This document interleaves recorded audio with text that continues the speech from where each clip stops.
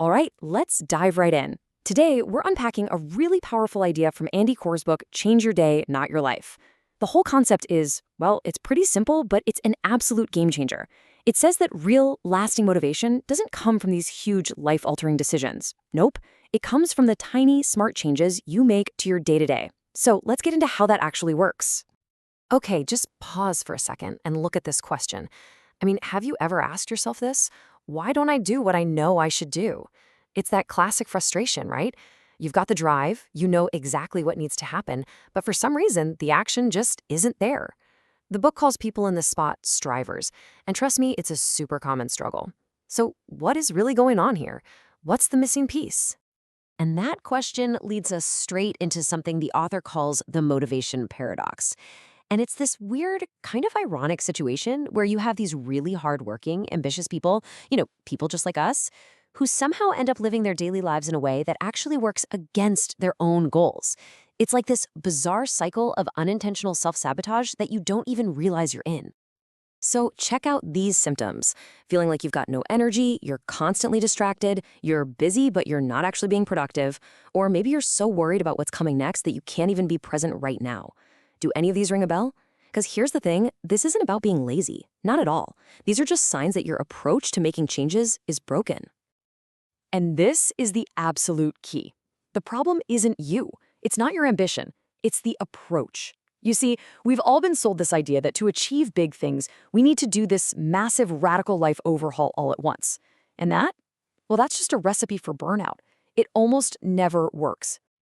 So this brings us to the core solution, the big idea. It's a total paradigm shift. Instead of trying to reinvent your entire life overnight, you just focus on one single manageable thing, one 24-hour period.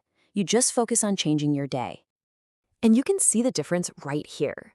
Trying to change your life feels huge, overwhelming, and honestly, pretty unsustainable, which is why it so often leads to failure. But changing your day? That feels doable. It's manageable. It lets you get these small wins that build momentum, creating a real, reliable path towards success. Okay, so how do we actually do it? How do we start changing our day? Well, it all begins with understanding these hidden forces that have a crazy amount of power over us. They're called environmental cues. These are the little triggers all around you that shape how you think, feel, and act, way more than you probably realize. This quote from the book just nails it. Think about it. From the second your alarm goes off, your day is just one cue after another. The first thing you see when you open your eyes, the smell of coffee brewing, each one sets off a little chain reaction that basically designs your whole day for you.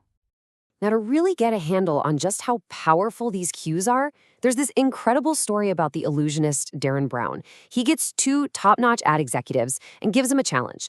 Come up with a logo and a slogan for a taxidermy business. They had 30 minutes. But here's the kicker.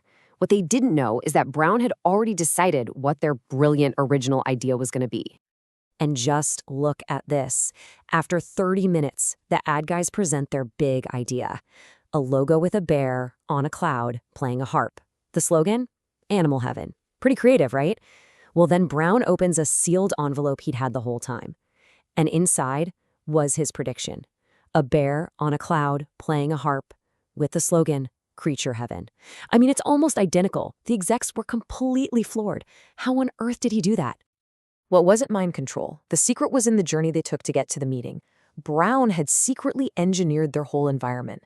He had them driven past the London Zoo. Boom, there's the bear idea. They walked by a shop with a harp in the window. They passed a coffee shop with a sign that literally said, Creature Heaven. It wasn't magic at all. It was just a masterclass in using environmental cues to prove that what we see around us directly shapes what we think and do. Okay, that story is just an amazing example of how our environment can cue our actions without us even knowing it. So, if external things can trigger our actions, what triggers our internal motivation? This is where we have to flip the script, because most of us think we need to feel motivated before we can do something. But the book argues it's the exact opposite. Action is what creates motivation. Let's see how. It's all based on this really cool scientific theory called behavioral momentum. And it's simple, really. When you knock out a few easy, simple tasks, you start to build up momentum. And that success makes you psychologically ready and more willing to take on the next, bigger, harder thing. It's like a snowball effect for getting things done. And this line right here, this changes everything. Motivation isn't some magical feeling you have to sit around and wait for. No, it's just momentum. It's the feeling you get after you start taking action. It's something you build yourself, one little step at a time. And this is the engine that drives it all, the do, no, be cycle. It all starts with doing. You just have to start with a small action. That action changes what you know. It changes how you think and feel about the task. And over time, all those actions and feelings actually shape who you become. But it all starts with do. Action is the spark for everything else. Okay, so we've got the mechanics down, right? We design our environment with better cues, and we use small actions to build momentum. But to really make it all stick, we need the right mindset. Andy Core talks about 3 kinds of people: strugglers, strivers, and thrivers. And our goal is to start thinking like a thriver. Now check out this statistic. It's pretty sobering. After a massive heart attack, doctors will tell patients, look, you have to change your lifestyle or you will die. But a huge study found that 6 out of 7 of those patients, they either never start or they just give up. It just goes to show you how easy it is to feel overwhelmed and just lose hope.